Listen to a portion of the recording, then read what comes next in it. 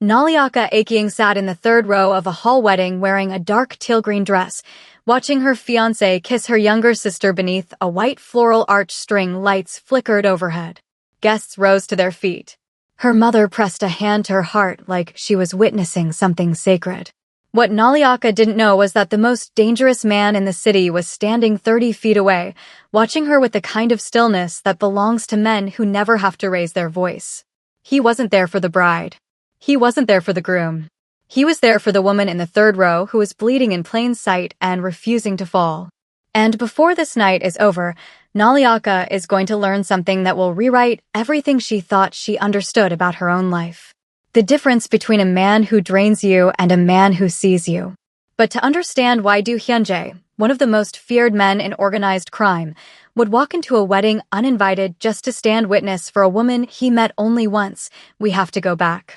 Back to the moment Naliaka made a decision in an operating room that saved his life and unknowingly changed the course of her own. If this story is for you, if you have ever been the strong one for so long that people forgot to ask if you were okay, stay with me.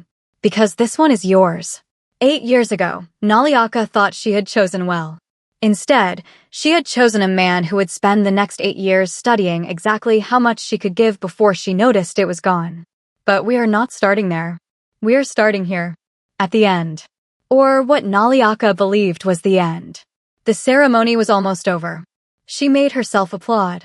The sound felt wrong, hollow, like her palms were going through a motion her body no longer believed in.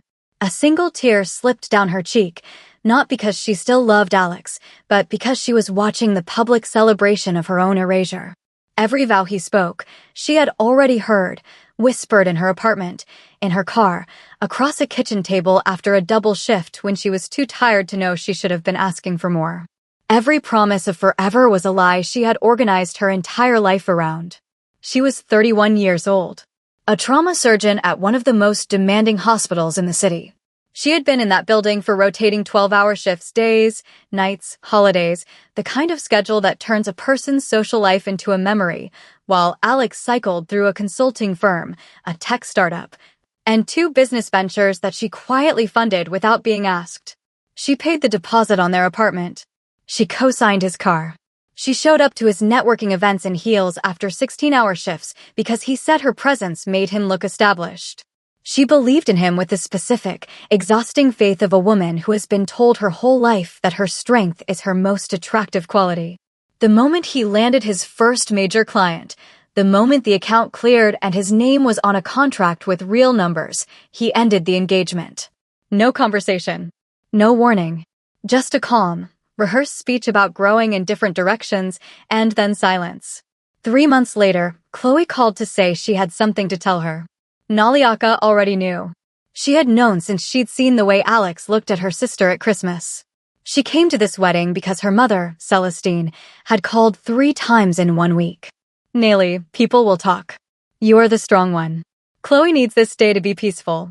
Do it for the family. So here she sat, in the third row, in the dress she had picked out herself because she refused, absolutely refused, to look diminished. She was going to look beautiful. She was going to look like a woman who had survived something and was still standing. She just hadn't expected how much the standing would cost her. The hall was full.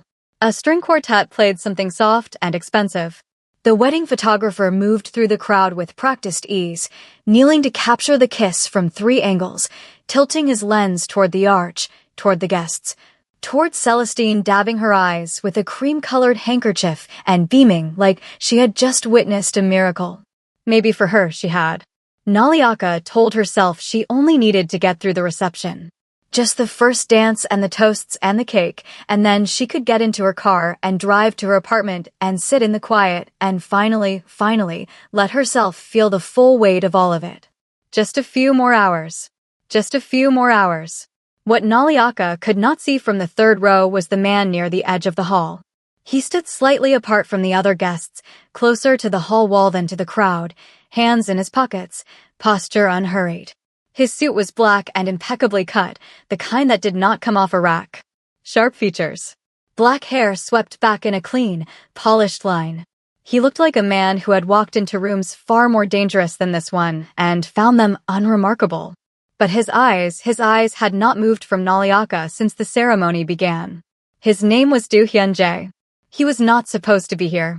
Alex had been pursuing a meeting with him for the better part of 4 months, a commercial development proposal, glass and steel, a city skyline view, the kind of pitch that looks impressive in a slide deck and collapses under actual scrutiny. Hyunjae had declined twice. The numbers were constructed to impress, not to hold. But Alex was persistent in the way of men who mistake confidence for confidence, and 3 weeks ago he had sent a mass invitation to every contact in his network, 200 people he was trying to convert into an audience, along with a full-color wedding program. Photographs. Family bios. A guest list. Hyunji's assistant had pulled it from the discard file and set it on his desk without explanation. Under the heading Bride's family, he saw the name. Chloe Akying, sister of Naliaka Akying. He had opened his laptop before he consciously made the decision to do so. He pulled public records, a medical license, a marriage certificate, a dissolution filing. He looked at the dates. He looked at the name on the dissolution. Alex. Hyunjae closed the laptop, sat for a long moment, and then told his driver to change the route. 2 years ago, Naliaka Akying had been the attending surgeon on a case that the hospital's chief of staff had quietly recommended they deprioritize. The patient had arrived with a gunshot wound and the kind of background that made people in institutions make calculations. Naliaka had not made a calculation. She had operated for 4 hours on a man she did not know, with the focused, relentless precision of someone who did not accept the premise that any person's life was less worth saving than another's. He had survived. He had never forgotten. He had spent 2 years trying to learn her name. The ceremony ended. Guests stood, exhaled, began moving toward the reception area where warm light and music waited.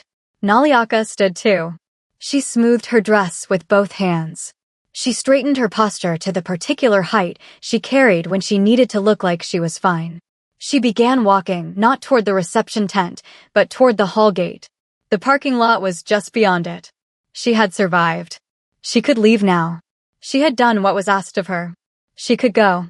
She was almost through the gate when she heard her name. Not Naliaka. Her full name. Both syllables of her first name, precise, unhurried, like it had been practiced. She turned. He was standing just inside the hall wall, partially in shadow and partially in the warm spill of string lights. Black suit. Hands in his pockets. Watching her with an expression that was not pity and not curiosity, but something she did not have an immediate word for. "I'm sorry," she said, her voice careful, the professional composure that never fully left her. "Do I know you?" "You did," he said. 2 years ago. A level 1 trauma center. A gunshot wound. You were the only surgeon in that room who didn't walk away. The memory arrived in pieces, the way trauma memories do. A man on a table. Blood pressure crashing. The attending beside her saying the words that surgeons sometimes say when they have already made a decision about a person before the surgery begins.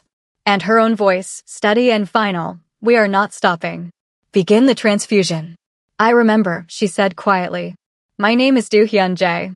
He did not move closer. He did not perform warmth.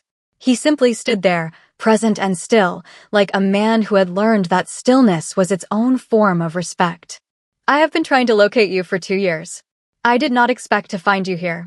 She looked at him, really looked. "Why are you here?" "The groom invited me. A business proposal I declined." He kept the correspondence open. A brief pause. "When I saw your name in the wedding program, I understood what this event actually was. I came to see that you were not alone." Something tightened in her throat. She would not call it gratitude yet. She would not call it anything yet. "I don't need anyone to come and witness my humiliation," she said. "That's not what I came to witness." He reached into the interior pocket of his jacket and produced a card, matte black, minimal, a name and a number in clean embossed type. 2 years ago you told me, through your actions if not your words, that my life was worth the fight. I am here to extend the same position to you. You are not invisible, Dr. Akying. You are simply surrounded by people who benefit from you believing that you are." He held the card out. She looked at it for a long moment. "I'm not asking you to decide anything tonight," he said. "I'm asking you to keep this. In case there comes a moment when you want someone in your corner who is not afraid of the people who hurt you." She took it. Her fingers were steadier than she expected them to be. "What do you want from me?" she asked. His expression shifted something that might have been the closest he came to warmth. "I want you to know that someone remembers," he said. "What you did, what it cost you to do it, and what you deserve for having done it." Then he turned and walked back toward the reception, unhurried, disappearing into the golden light and the music and the crowd, as if he had never been there at all. Naliaka stood at the hall gate holding a card she hadn't asked for and could not bring herself to put down. Behind her, the string quartet played something soft and triumphant. Champagne glasses caught the light. Her mother laughed at something someone said near the wedding cake. The evening continued, perfectly, beautifully, without her. And for the first time in 8 years, something quiet shifted somewhere beneath the composure. Not hope. Not yet. But the first faint outline of the question that comes just before it. What if I stopped making it easy for them? She didn't know yet that the man who had just walked away from her was one of the most feared figures in organized crime on this side of the country. She didn't know yet what was waiting for her on her phone, the credit alert, the fraudulent accounts, the signature that was not hers on a loan she never took. She didn't know yet that the life Alex was currently celebrating had been funded on the financial wreckage of hers. She would know all of it by midnight.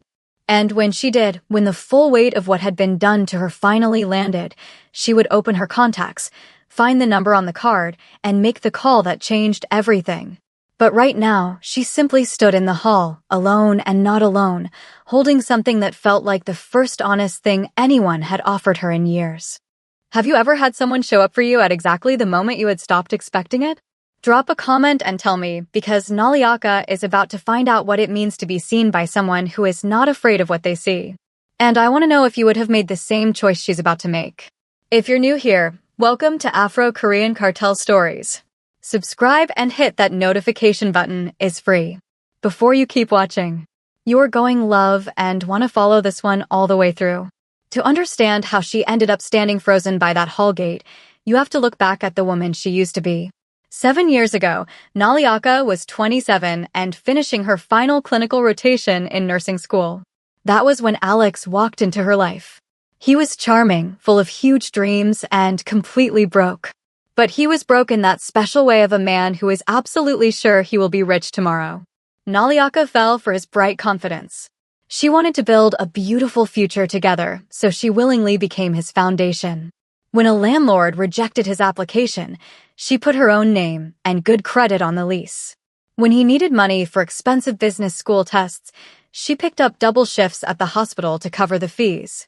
Her days were a tiring blur of alarms, hospital scrubs, and emergency rooms. Yet, no matter how much her feet ached, she always came home and stood at the stove to make his favorite meals.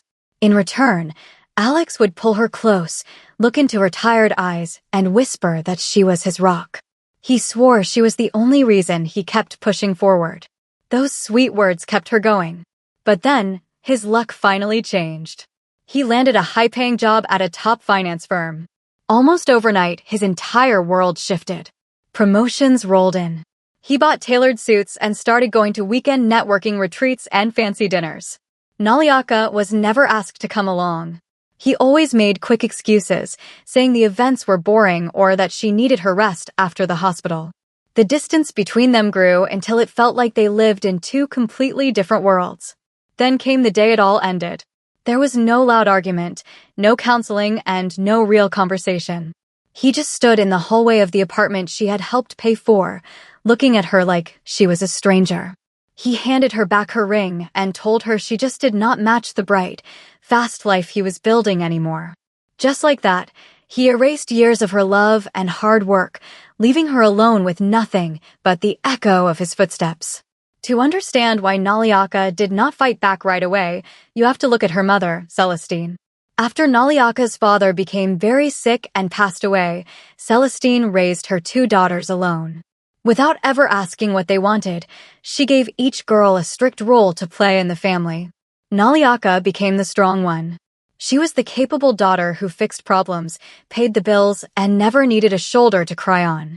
Her younger sister, Amara, was the sensitive one. Amara was artistic and delicate, the golden child who always required protection, extra money, and endless forgiveness. Over the years, Naliaka learned a cruel lesson. Her own feelings did not matter as much as Amara's comfort. Naliaka was treated like a human shield, expected to take the heavy hits so her sister would never have to struggle.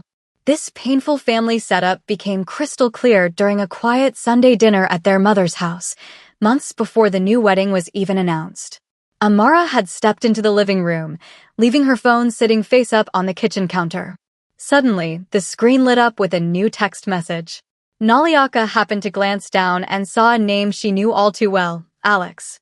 Her heart skipped a beat. She leaned closer and read the short conversation on the screen. Alex had written that he was so tired of Naliaka. He complained that she was exhausting and always working at the hospital. Amara's reply was a punch straight to the gut. She had typed back, "I know. She just doesn't know how to be a real woman." Anyone else would have screamed. Another woman might have smashed the phone against the wall or marched into the next room to demand answers. But Naliaka did not make a single sound. She gently put the phone back down in the exact spot she had found it.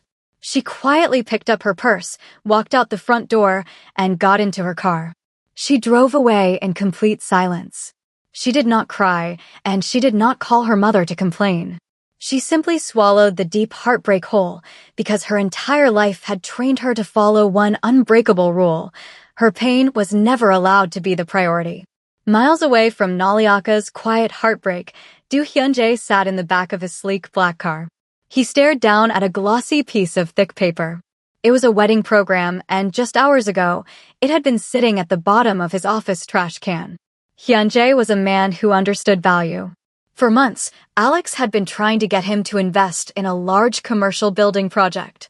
Alex was eager and desperate to impress. But Hyunjae had looked at the math and said no every single time. The numbers simply did not make sense. Still, Alex refused to give up. He kept sending shiny folders and polite emails, trying to build a fake friendship with a man who controlled the city's dangerous underground. 3 weeks ago, Alex mailed a wedding invitation to his entire business network to show off his new life. Inside the expensive envelope was a detailed booklet with photos and family stories. Hyunjae had tossed it away without a second thought. But his sharp assistant had pulled it out of the trash and pointed to a specific page. There, printed neatly under the section for the bride's family, were the words, Amara Akying, sister of Naliaka Akying. Hyunjae had frozen. Naliaka Akying. He knew that name. It was burned into his memory alongside the smell of hospital bleach and the harsh glare of emergency room lights. He immediately opened his laptop and searched her name. The public records told a silent, ugly story. He found an old marriage license linking her to Alex, followed by a quick divorce filing. He remembered a strong woman standing over his bleeding body, shouting fierce orders when the other doctors wanted to let him die. She had fought for a stranger's life with everything she had. Now, he realized the man who had been begging for his money was publicly destroying the very woman who had saved his life.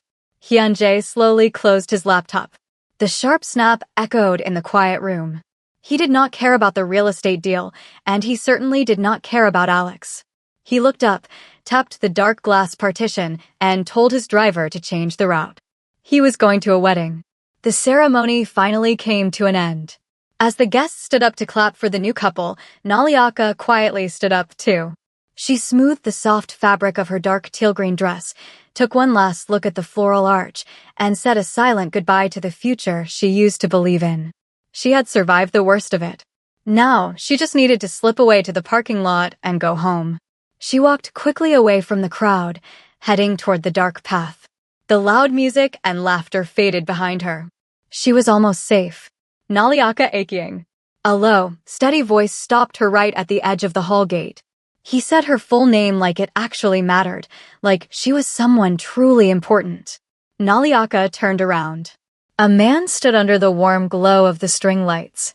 He wore a perfect black suit, his posture tall and controlled, with his hands resting easily in his pockets.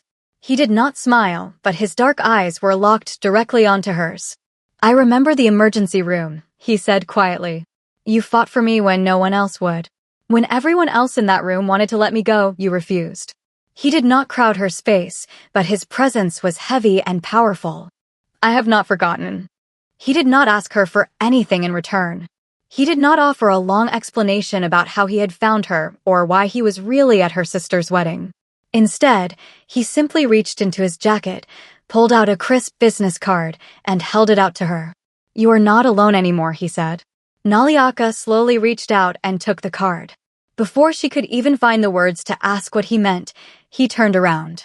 He walked calmly back toward the bright lights of the reception, moving through the shadows as if nothing had happened at all. Naliaka was left standing completely by herself at the hall gate. She listened to the distant sound of glasses clinking and jazz music playing. She looked down at the small piece of paper in her hand. It felt heavy against her palm, like a dangerous, powerful question that she simply did not know how to answer yet. Naliaka slipped the crisp business card into her small purse and forced herself to walk back inside. The reception tent was loud with bright laughter, clinking glasses, and upbeat music. She navigated through the crowd and finally found her assigned seat at the very back of the room. Her table was shoved into a dim corner right next to the giant speakers. There were no family members sitting nearby. She had no plus one to keep her company. It was just Naliaka, an empty chair, and a neat centerpiece of white flowers. She sat down, carefully smoothed her dark teal-green dress, and began the quiet, exhausting performance of pretending to be perfectly fine. A few minutes later, Amara glided past the table. The new bride looked glowing and flawless in her white gown. Amara paused and placed a gentle hand on Naliaka's shoulder. "I am so glad you came," Amara said, her voice dripping with sweet, fake warmth. "It really means everything to me." But Naliaka could see her sister's eyes. They were cold and calculating, checking to make sure Naliaka was behaving and staying in her proper place. Naliaka simply nodded, and Amara floated away to greet her wealthy new friends.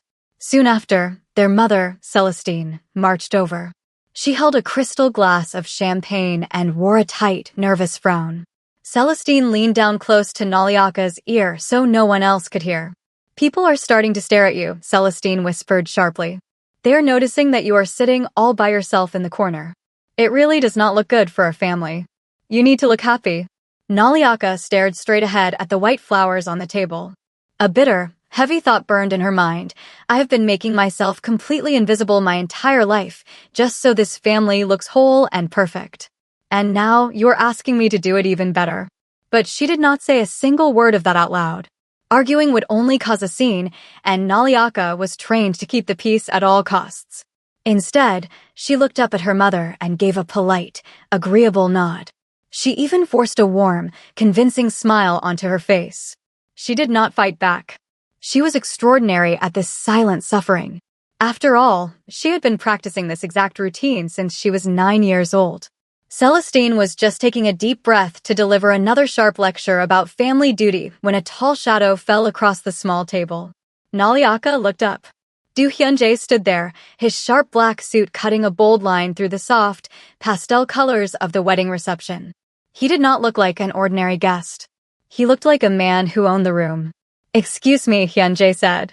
His voice was very polite, but it carried a quiet, absolute authority that made Celestine snap her mouth shut. He gave a brief, respectful nod to Naliaka's mother. "I am Du Hyunjae. If you do not mind, I would like to borrow your daughter for a dance." He asked for permission, but his calm, powerful presence made it completely impossible for Celestine to say no. She simply blinked, suddenly speechless, and gave a weak nod. Hyunjae turned his dark eyes to Naliaka and slowly held out his hand. Naliaka froze. She knew that every guest nearby was watching them. She hesitated just long enough for the silence to stretch, making sure everyone saw the exact moment the forgotten sister was chosen. Then, she took a breath, reached out, and placed her hand in his. He gently led her out of the dark corner and straight into the center of the dance floor. As the slow jazz music washed over them, he put his hand on her waist. He did not hold her lightly, like she was fragile and about to break. He held her firmly, like she was deeply valuable and worth protecting. "You do not owe these people your presence," he said, his voice so low that only she could hear it over the music. Naliaka looked up at his calm, serious face. "Then why are you still here?" she asked softly. Hyunjae held her gaze without blinking. "Because you are. It was the most devastating, wonderful thing anyone had said to her in years. Across the room, Alex stopped talking mid-sentence. He stared at the dance floor, his jaw tight with sudden, helpless anger. Beside him, Amara's bright, fake smile completely vanished. They watched as the woman they had cruelly thrown away suddenly became the most important person in the room. Every guest could feel the heavy shift in power, even if they could not explain why. The slow jazz song faded to an end. Fiancé respectfully let go of Naliaka's hand, gave her a brief nod, and stepped back into the crowd. Naliaka walked back to her small table in the corner. Her heart was beating fast, but her face remained perfectly calm. She sat down and immediately pulled her cell phone out of her purse. She just needed to look busy so her family would not try to talk to her. The screen lit up with a new notification. It was a financial alert from her bank. She almost swiped it away. She thought it was probably just a standard warning or an advertisement. But a strange, uneasy feeling in her stomach made her tap the screen. The alert read, "New account opened in your name." Naliaka frowned. She quickly opened her credit monitoring app and typed in her password. As the main page loaded, her blood ran completely cold. She started to scroll through the long list of active accounts. There were 3 new credit cards she had never applied for, all completely maxed out. There was a giant bank loan for a luxury car she had never even driven. There was a personal line of credit. And worst of all, there was a massive cash withdrawal taken out against the apartment she had co-signed for Alex years ago, the exact same apartment he still lived in today. She stared at the bright screen in pure horror. The total amount of fake debt was over $100,000. Every single account had been secretly opened in the last 2 years. Every legal document had been signed with her name, using handwriting that was definitely not hers. The awful truth hit her like a heavy physical punch. Alex did not just break her heart and walk away. He had secretly built his shiny new life with Amara by stealing Naliaka's identity. The fancy wedding, the perfect white flowers, the expensive food, he had paid for all of it by completely destroying her financial future. Naliaka stood up. She did not say a single word to anyone. She did not look for her mother, and she did not say goodbye. She just turned around and walked away. She walked right past the beautiful fairy lights, the happy dancing guests, and the loud music. She stepped out into the cool, dark parking lot. She got inside her car, locked the doors, and sat in the heavy silence. Then, with a perfectly steady hand, she pulled out Hyunji's crisp business card and dialed the number. Hyunjae arrived at the quiet 24-hour diner in less than 20 minutes. He slid into the worn booth across from Naliaka. Under the harsh, bright fluorescent lights, his expensive black suit looked entirely out of place, but his calm face gave away nothing. Naliaka did not say a word. She just unlocked her phone and slid it across the sticky table. He picked it up and read through the long screens of stolen money, maxed-out credit cards, and forged signatures. He looked at every single line of fake debt in complete silence. His expression did not change at all. Finally, he set the phone down gently. "What do you want to do about this?" he asked. Naliaka looked down at her hands. Her entire life, she had been told to take the high road, to forgive, and to keep the peace. But the words that came out of her mouth surprised even her. "I want him to have nothing left," she said. Her voice was cold, angry, and perfectly steady. Hyunjae simply nodded. He reached into his jacket and slid a new, clean business card across the table. It belonged to a woman named Christine, a forensic accountant who had spent 15 years helping victims of financial abuse. "She is the best," Hyunjae said.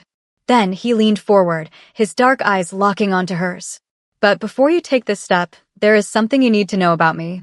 He did not hide who he was. In a quiet, even voice, he told her the complete truth. He told her about his deep ties to organized crime, his very dangerous business partners, and the dark decisions he had made that could never be undone. He explained that his world came with real, heavy risks for anyone who stood near him. "I am telling you this because you deserve to make a clear choice," he said. "I could easily make Alex lose everything. I could erase this problem for you tonight. But I will not do that." Naliaka frowned slightly. "Why not?" "Because if I fix this for you, you will feel like you owe me," Hyunjae replied. "And I do not want that. I do not want to rescue you. I want to stand right beside you while you burn his world down yourself. Monday morning arrived with bright, cold sunlight. Naliaka walked into a tall glass tower in the busy financial district. She wore the exact same calm, elegant composure she had worn to the hall wedding just days before. But this time, her quiet strength belonged entirely to her, not to her family's comfort. She rode the elevator up to the 14th floor and walked into Christine's quiet office. The meeting lasted for 2 long, difficult hours. They went through every fake bank statement, every hidden loan, and every forged signature. By the time Naliaka finally stood up to leave, she had signed the official paperwork to authorize criminal fraud charges against Alex. She had reported the stolen money to all 3 major credit bureaus, and she had completely frozen her credit so he could never open another account in her name. When she stepped back outside into the cool morning air, she took a deep breath. She felt something strange and light in her chest, a feeling she could not immediately name. It took her walking a full city block to finally recognize what it was. She was not afraid. The obedient woman who had forced herself to clap while her sister married her ex-fiancé was completely gone. In her place stood someone who knew exactly what had been done to her, exactly who was to blame, and exactly how she was going to tear his stolen life apart. For the first time in her life, she did not feel the need to call her mother. She did not send a polite, forgiving text to Amara. Instead, she opened her phone, found Du Hyunji's number, and typed a simple, 3-word message. "It is done." She hit send and kept walking down the busy sidewalk. Less than a minute later, her phone buzzed softly in her hand. She looked down at the bright screen and read his reply. "I know. I am proud of you." Naliaka smiled. It was a small, genuine smile that finally reached her dark eyes. She slipped the phone safely into her purse, straightened her jacket, and walked confidently toward everything that came next. And that's a wrap on today's story. If this one pulled at something in your chest, then let us know in the comments. Tell us your favorite moment and where you're watching from. And if you're new here, welcome. Subscribe so you never miss a story. Like this video so more people find it. We'll see you in the next one. Please support by subscribing and commenting what you enjoyed about the story and where you're watching from.